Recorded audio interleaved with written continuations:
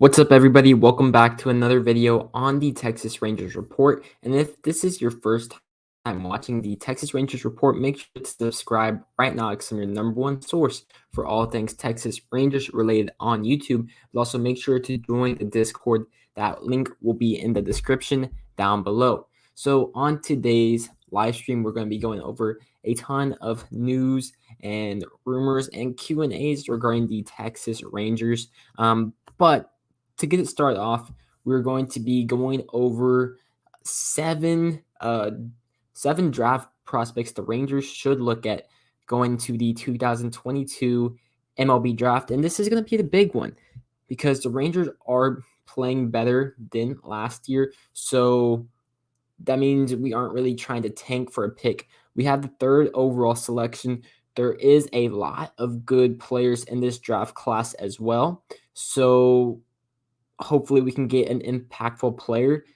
Would the Rangers go with a college player again, or do they just go with a bat again? We will see, but this is a big draft because their MLB is trying to eliminate tanking, so they did a lottery, so you never know where you'll be picking again, and teams that are trying to tank may not pick number one overall. So a few names, I have Elijah Green, Tumar Johnson, Brooks Lee, Jace Young, Brooks Lee, and Kumar Rocker. So those are a few names just to throw out. Obviously, let's just get started at the top with Elijah Green, the IMG Academy product. This guy may be the second best player in the draft class. Some people may say Andrew Jones. The reason I didn't throw Andrew Jones or Drew Jones on here is because I don't think he will fall to the Rangers with the third overall pick. So I tried to keep this realistic. Also, another reason why I had Kumar Rocker on here, the Rangers won't have their second or their third. So if they like the potential that you saw from Kumar last year, you could still take him with your first round pick. Do I think the Rangers would really do it with all the risk involved? No, but if everything's right, he could be a quick flyer. You could take him for under slot, and you could save that money for higher slot picks later in the draft. But Elijah Green, I like this guy. He's risky, but he could be a 5-tool player. Maybe the next Mike Trout, maybe the next Ronald Acuna Jr. That gets you excited, but the Rangers' track record with high school players isn't that great. But if Elijah Green is there, I would really consider taking him. The thing about him, his hit tool isn't really there just yet. His power is there. His defense is there. His speed is there. He still needs to work on the hit tool. If you were to draft him, hopefully you could develop that within the 5 years that you have him in the organization. The next guy, Tumar Johnson, maybe the best hitter in this draft class. So if he falls to you, he could be a quick flyer through the organization. However, he's probably just going to be a second baseman. Maybe he might have to move to first base, but he's really athletic. It's just his size isn't that favorable. Actually, he'd probably move maybe second or maybe the outfield, but he has a nice combination of a really good hit tool with some really good pop.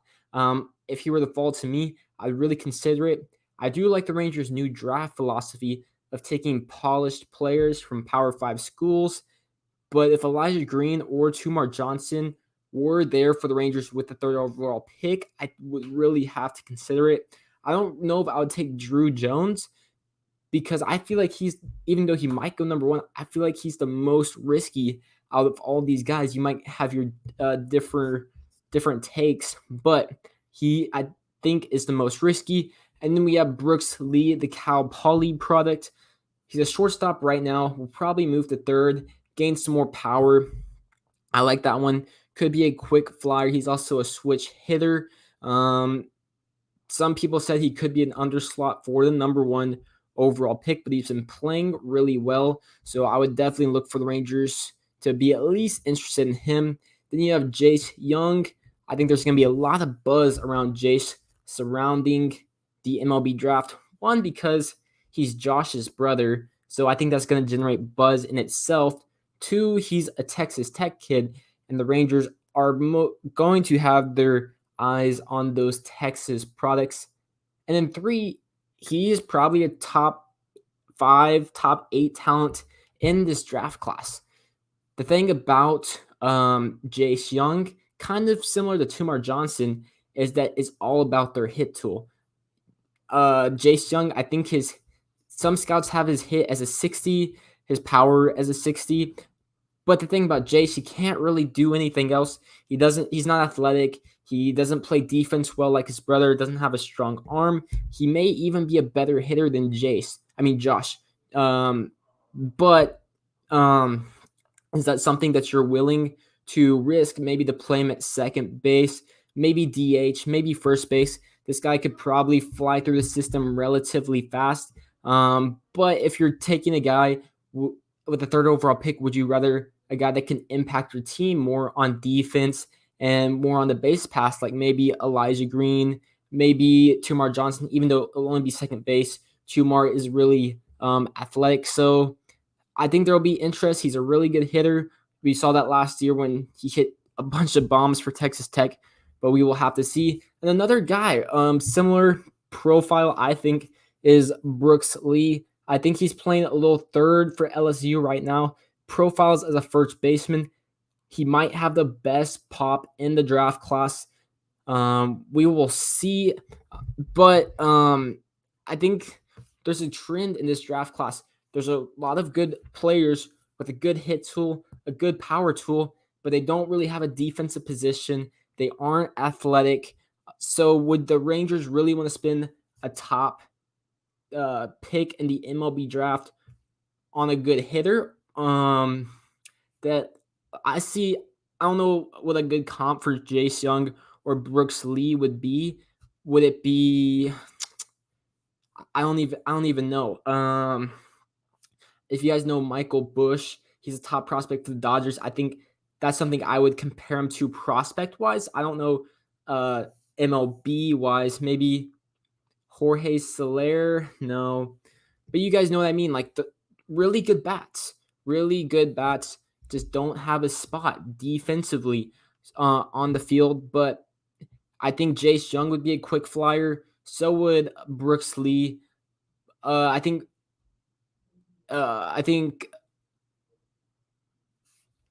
yeah.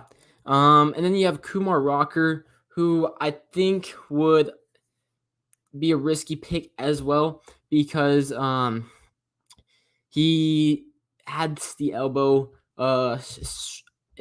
issue, and we have the 3rd overall pick in the draft, and we obviously know we don't have a 2nd and a 3rd, but if the risk value is there for the Texas Rangers, you can never rule out taking a guy like Kumar, who was projected to be the 1st overall pick about a few months ago. So we will just have to wait and see on that front. From Samuel Sandite, the Reds have put Tyler Mahle and Luis Castillo in the trade market. Any chance the Rangers trade for one of them? Which one could require less package? I think the one that would require less of a package would be Tyler Mahle, because obviously Luis Castillo has that ace pedigree. But the thing about it, I don't know if the Rangers would really be interested in right now. One, because our pitching is actually doing pretty solid, which I'll get into a little bit later in the live stream. And 2, we don't really know if we're going to be competitive or not. If we're doing really well towards the trade deadline, that could make some sense. But right now, there's still a lot of things to figure out if we're going to compete or not. Again, from Samuel, I want Jace Young with the 3rd overall pick. He can hit. That's what this team needs.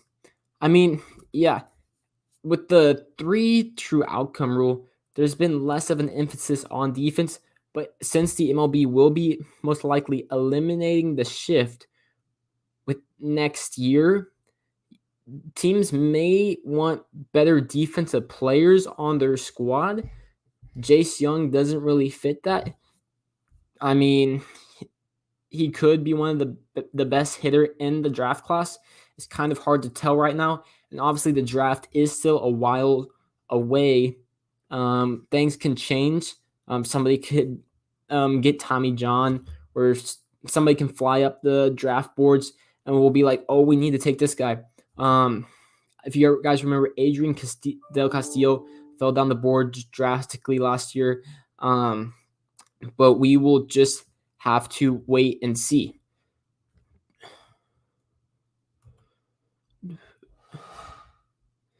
Um,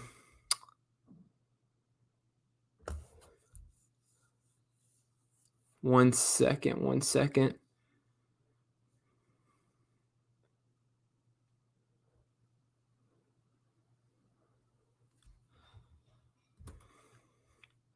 My next question to you guys is, should Jonah Heim be a starter for the Texas Rangers? Obviously, he's been riding a bench role behind Mitch Garver. However, Mitch Garver did just have his injury. However, Jonah Heim, who we acquired in the Elvis Andrus deal, has the highest WAR on the team, the highest weighted runs created plus on the team, the highest WOBA. And for a team that has been struggling offensively, I feel like it would make complete sense to get one of your better hitters in the lineup. Obviously, this is a small sample size, and we'll be able to tell what Jonah Heim could do with Mitch Garver obviously being on the 10-day IL. However, I think Jonah Heim should be in the lineup, and even with Mitch Garver healthy, I think you could use a platoon of Mitch Garver as the catcher, Jonah Heim as the DH, and then you could just switch those two off. Let me know what you think in the comments section down below. Have it rolling in. But the problem with that, obviously, if somebody gets hurt, you don't have a backup catcher on the bench. You could keep Sam Huff in the major leagues, but he would be losing out on critical development time, in my opinion. But you have to find the line of how long do we need to develop them at the minor leagues, and how much valuable major league time could they get to start developing. But obviously, you want to win at the major league level. And so far, Jonah Heim has been producing almost every single time he's been in the lineup. I really think Jonah Heim should be starting. And yeah.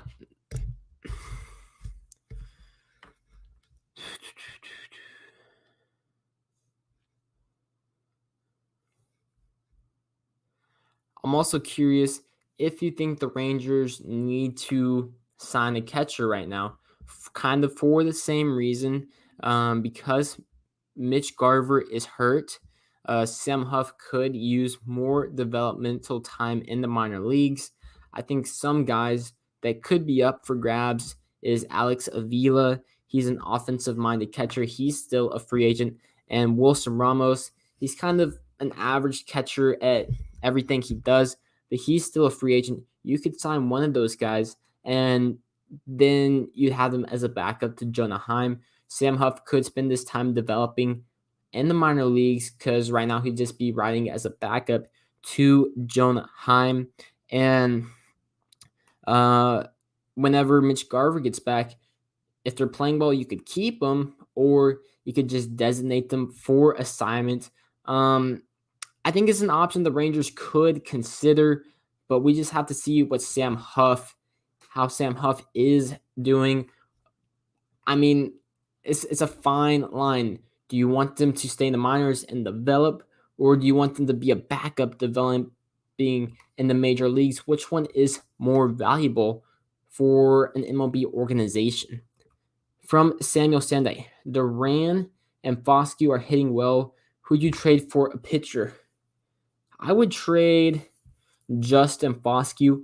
I think Ezekiel Duran is more athletic. He can play more positions, and I think he has a higher upside. However, if the Reds said, if you give me Duran over Foscue and that gets a deal done for Luis Castillo, I would be all over that in a heartbeat for sure. But let me know in the comment section down below. Would you rather trade Duran for a starting pitcher or Justin Foscue for a starting pitcher? Both of these prospects, top 100, and on the Texas Rangers top 5 prospect list.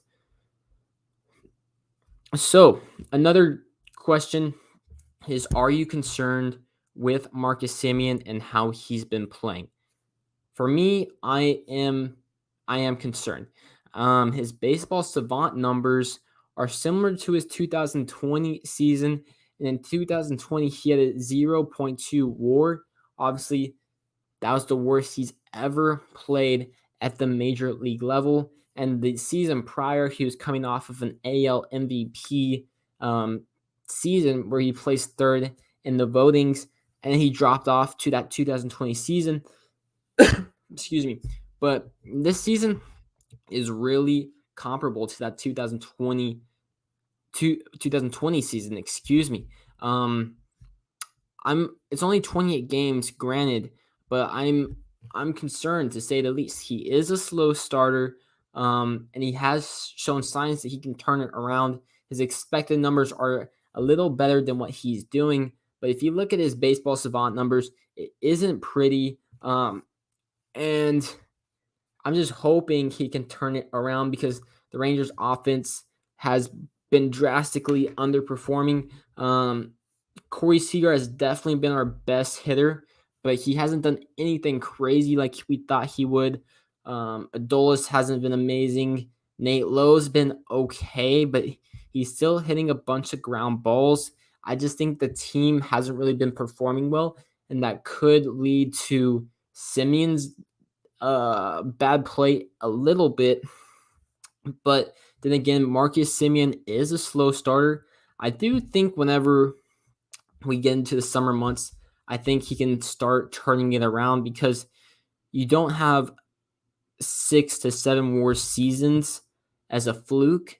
Obviously, he's an all-star player, and it's not like he's super old. He's 31. I really do think he can turn it around. And I mean, we gave him 7 years, so it's not like we're going to dump him after this first year. So yes, I am concerned with Marcus Semien and how he's been playing. He seems like he's been pressing. He won the Gold Glove last year at second base, and he hasn't been that impressive over at second base. He's been making errors. I do think he's been getting a little bit more comfortable turning the double play with Corey Seager. He just hasn't looked comfortable really in the batter's box or on defense. He's had good plate appearances, but he's almost an easy out. And batting at the top of the order, that's not a good combo for the Texas Rangers. From Samuel Sandite, speaking of Semien struggling, why do you think honestly, to answer your question, I think the MLB changed the ball again. I really do. I think they deadened the ball, and that is why the numbers are down across the league. And they could easily change it to juice balls tomorrow. You never know. And that's the silly thing with the MLB. I wish they had just one ball that they used the entire MLB season. I don't care if it's a juice ball or a deadened ball. I just wish that they had the same ball the entire year, every single year. That way batters could get used to it, pitchers could get used to it, and then every time we think we hit a home run, it looks like a no-doubter from Mitch Garver or Corey Seager, it's a fly out 10 feet in front of the warning track. That's been super annoying this season, because there's been at least 2 times from Corey Seager, I thought he had a home run, easy out. Same with Mitch Garver. I don't know if they should switch it back, or maybe they could just find a middle ground between the juice ball and the deadened ball. Just have like an even ball that they use across the league. I don't know. It's so frustrating. They never like tell anybody, oh, the balls are juiced now. Oh, the balls are deadened. Like, it's really frustrating, and I wish they could just keep it consistent. Um, Another topic that I want to bring up is Chris Woodward the right manager for the Texas Rangers? So, I mean, they gave him an extension, and I wasn't really too sure about the extension, but I mean, he hasn't really had any good teams to work with.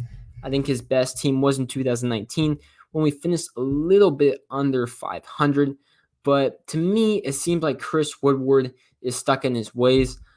And for an example, he's stuck in like these matchup situations, and I understand the matchups as an analytical guy myself. And yes, I do get that it's early in the season, but for guys that have been struggling like Cole Calhoun and Brad Miller, he keeps staying with these matchups, and he's not letting guys that are actually playing decent on the team like Nick Solak and Eli White just to hit. Obviously, I get that righties have a better chance against lefties, and lefties have a better chance against righties. But for guys that have been struggling so bad, like Cole Calhoun and Brad Miller, I think if you just let Nick Solak hit against a righty or Eli White hit against a righty, even though they don't have the best chance to get a base hit or get a walk, I think it'd be better than Cole Calhoun. But also, I get that it's early, I get the matchups, but think about how could you develop a full-time player if you just have them batting against left-handed pitching or right-handed pitching? How do you think Mike Trout or Corey Seager or Marcus Semien ever broke into the league? Obviously they're all-star top caliber players, but how would you ever know that they could handle the opposite or the same-handed pitching as what they are if you never just let them try? Obviously, Nick Solak has had time in the majors. Eli White did have time in the majors, but it's still small sample size versus right-handed pitching. So that's one area I think he gets stuck in his ways. Also, I feel like he's still an old. What am I trying to say? He's an old type of old thinking manager. Because with the comments that he has towards other players, just kind of rubs some fans the wrong way. Most notably, the Fernando Tatis home run. Was it the grand slam or just a solo home run in the bottom of the eighth? I remember that one. I was as a fan, I'm like, oh, I really don't care. Just don't throw a pitch to where Fernando Tatis can hit a home run. But then Chris Woodward was mad about it after the game. And as a fan, I'm thinking, I don't want teams to feel sorry for our lousy team. I want our team to just get better. You know what I mean? And then the most recent thing was the home run of Gleyber Torres. It was the Rangers versus the New York Yankees. Gleyber Torres hit a walk-off home run, and Chris Woodward jokingly said that it's a little league. He hit his home run in a little league ballpark, and I don't know if he laughed or not, but I don't know if he was too happy, but actually Gleyber Torres's home run in Yankee Stadium actually would have been gone in 26 other stadiums. I looked up on Baseball Savant, but the home run, Eli White hit a home run the very next day, or game 2 of the doubleheader. I think that's what it was. And Eli White's home run would have only been gone in 2 stadiums. It was Yankee Stadium and Chicago Cubs. So I think that Chris Woodward just says some stuff that just rubs people the wrong way. And I don't know. I just don't know if he's the right guy for the Texas Rangers. And I do think he has a much better ball club this year. So if we really underperform this year, I don't know if he should stay around much longer. I do think he's created a good culture. That's about it. I do think all of our guys are underperforming to what maybe another manager could bring in. But the two biggest things that have rubbed me the wrong way is that he seems stuck in his ways. Like I said, I understand the matchups and I understand that it's a small sample size. And then his comments, the Gleyber Torres one, and then the Fernando Tatis comment as well. But then, of course, he's always gone back and he's like, "Oh, I've changed my mind," or "I was laughing," or "I was joking," blah blah blah. But he always seems to have the comments that are just on the wrong side of baseball, in my opinion. Next topic on my list is who should be the leadoff. Who should lead off for the Texas Rangers? We've really only had two leadoff guys like lead off consistently. That's been Brad Miller and Marcus Semien. Miller's gone against the right-handed pitchers, and Marcus Semien has gone against the lefties, and they've been terrible in my opinion. I think the stats can back that up. Is it time to look at alternate options? I think so. I think Marcus Semien could see a boost maybe in his batting if he gets bumped down in the lineup because he's really just been out there every single day batting first and batting second. I think Nate Lowe could be that guy that bats leadoff primarily versus right-handed pitching. For lefties, maybe Eli White, maybe Nick Solak, because those guys have both been doing really well against left-handed pitching. I know you guys are saying, "Oh my God, you're so stupid for having Nate Lowe bat first because he's a power hitter." Yes, he does have pop in his bat. He just isn't able to utilize that pop because he's always hitting ground balls.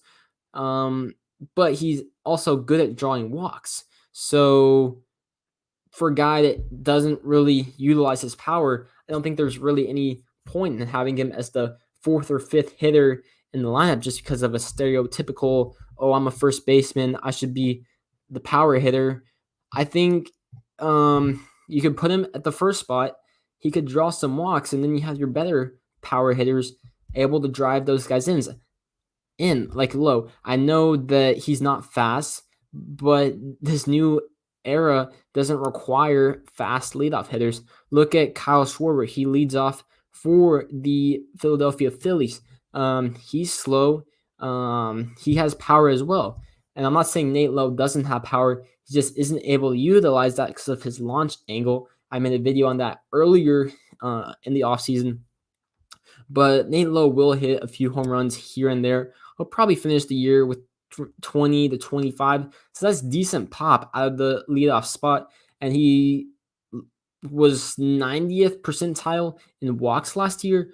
I feel like he would be a really good option. And Nick Solak could be the guy versus left-handed pitching or Eli White. Both guys are pretty quick. I think Nick Solak would make more sense because there's a little bit more pop in his bat, and he's a little bit better versus right-handed pitching. So if you need to keep him in, you could. But also, Nate Lowe is a competent hitter versus left-handed pitchers.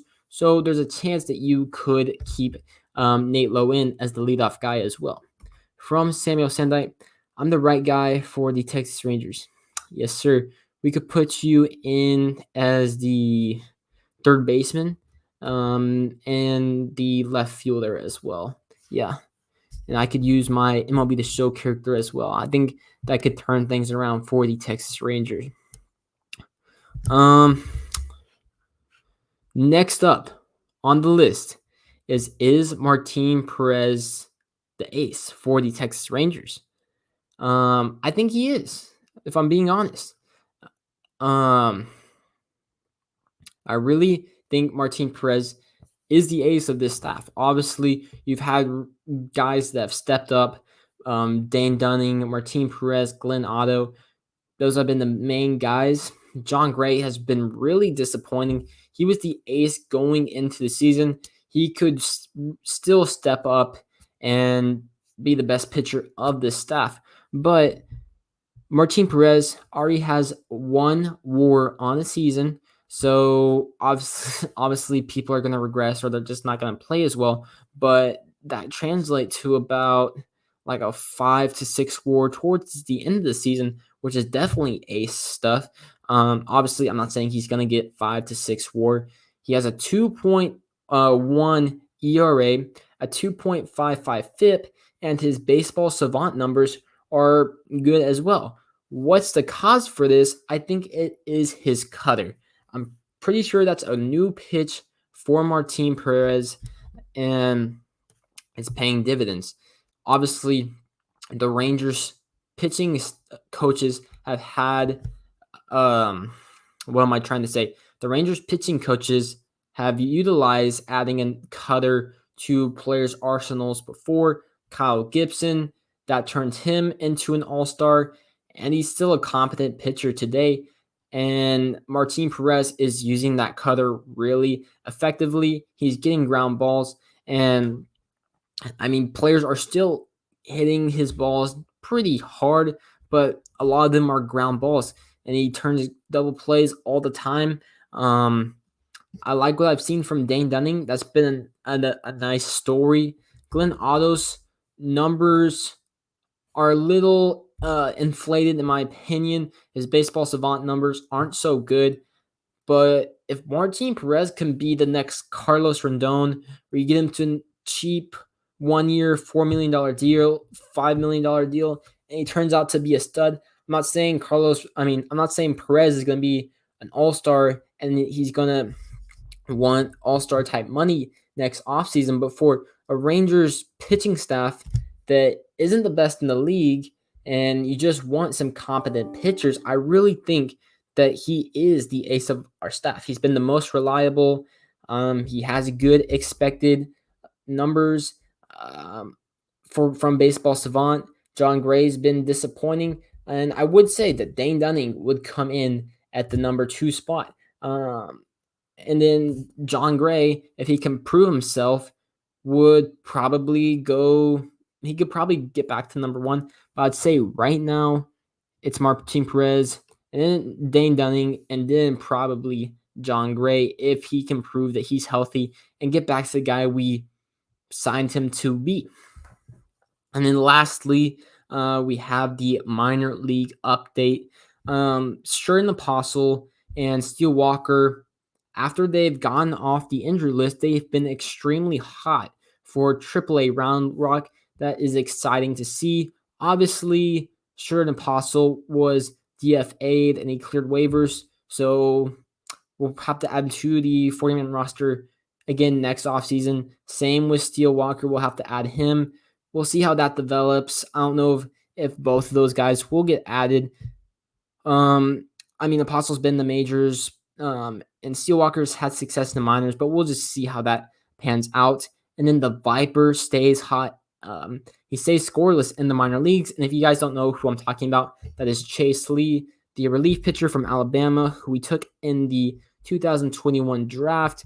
He has not let up a run out of the bullpen for AA Frisco. I think this guy could easily get bumped up to AAA and could be in a Rangers uniform in the bullpen by the end of the 2022 season. And then Evan Carter and Luis Angelo Acuna have been extremely hot for Hickory Crawdads. These guys could get the call up to AA towards the halfway point in the minor league season. I think this is notable because Evan Carter is only 19. He's playing way above his age range. And Luis Angelo Acuna, the brother of Ronald Acuna, we will have to add to the 40-man roster as well because he was an international signing, and you usually have to sign those guys a lot earlier than a draft pick. So I think that is extremely notable. But also, Acuna just has a bunch of potential just because baseball runs in his blood. So right now, that ends the entire segment, but I'm going to take Q&As if you guys have any questions that you want answered. From Samuel Sandite, Josh Bell and Andrew Benintendi would help this lineup significantly. I would sign both of them next offseason. That would give the Rangers their leadoff hitter and middle field of the order bat. I'm not so high on Andrew Benintendi as you are. I do think his numbers will start to regress towards the middle of the season. But Josh Bell, I would be all over him. I think he's an easy upgrade over Nate Lowe. I know fans are super high on Nate Lowe because he was decent last year, but in all regards, he's probably just an average first baseman that doesn't really hit for a lot of power. Josh Bell, I mean, they're probably both similar defensive wise, and Josh Bell would easily bring 35 home runs to your team every single season. I don't know what his market would be, but I would definitely I would look for his market. But maybe Andrew Benintendi, depends on how our prospects are. I mean, Josh Smith could get the call up, and he probably would play in the outfield. Remember, we still have Josh Young, so third base will be covered. Josh Smith is close. He would probably play somewhere in the outfield. Bubba Thompson's close. Davis Winzel's close. So we still have to think about those things, but I would like Josh Bell.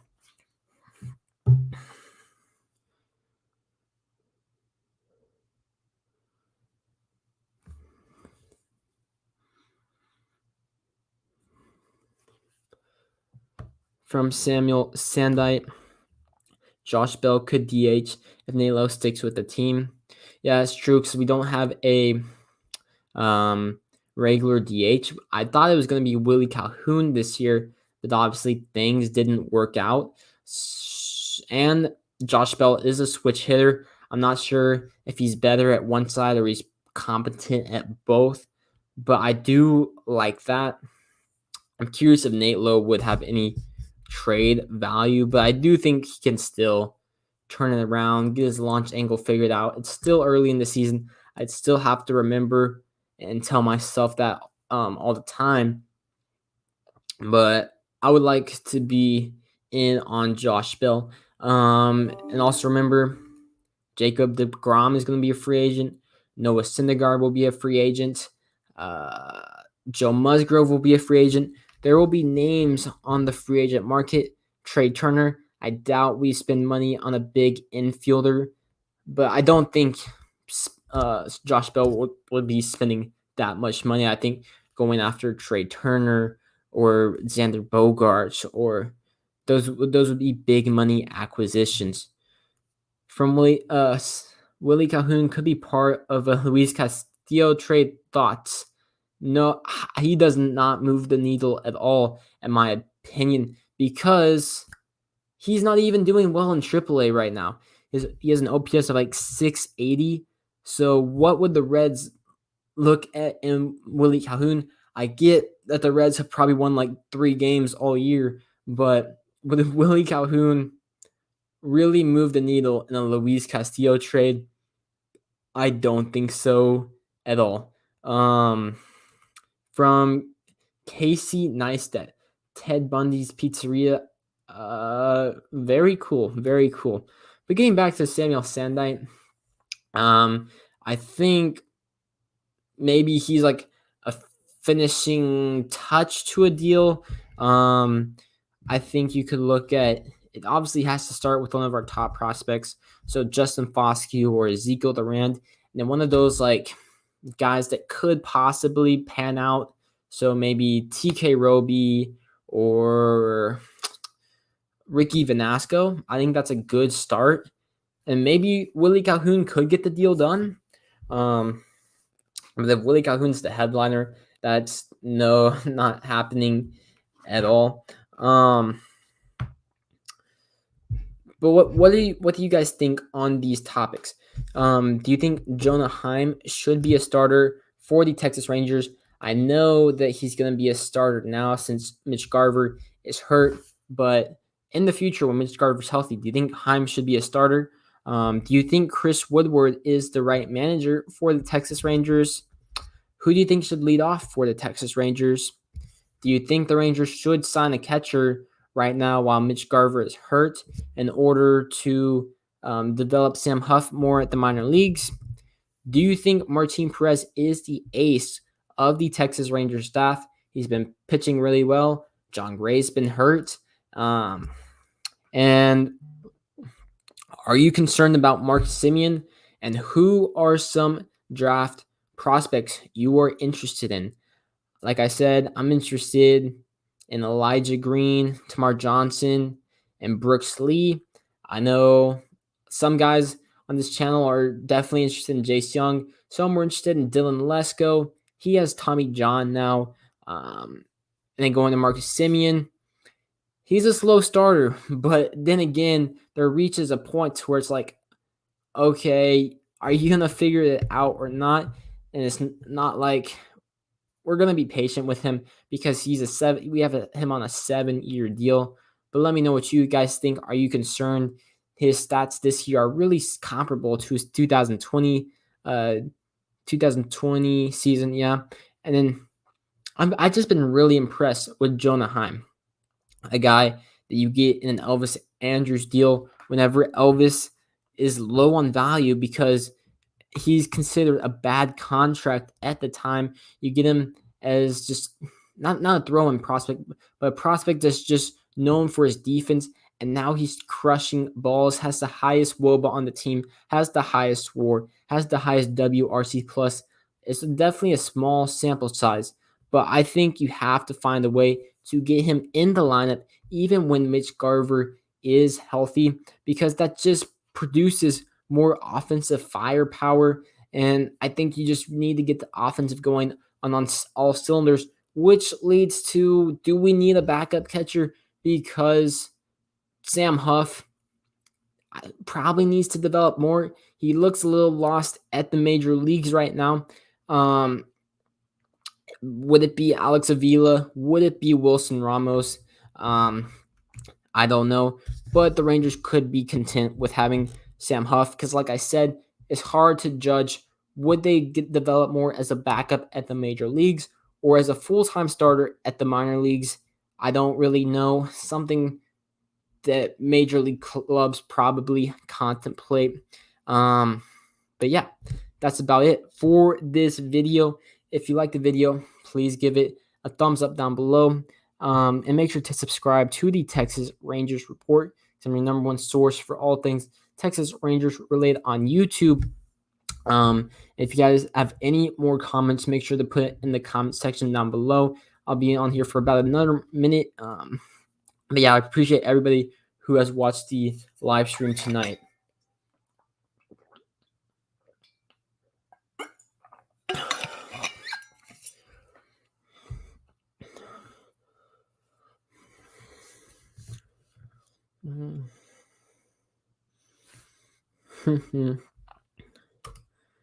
What's up, Farjano YouTube? Thanks for watching the video. If you guys have any comments, put them down in the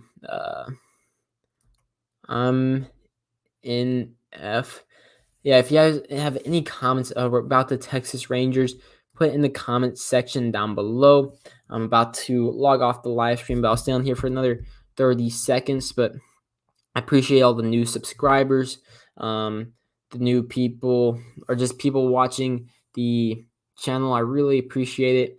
And I do think the Rangers have been showing signs of good play. It's been encouraging, definitely better than last year.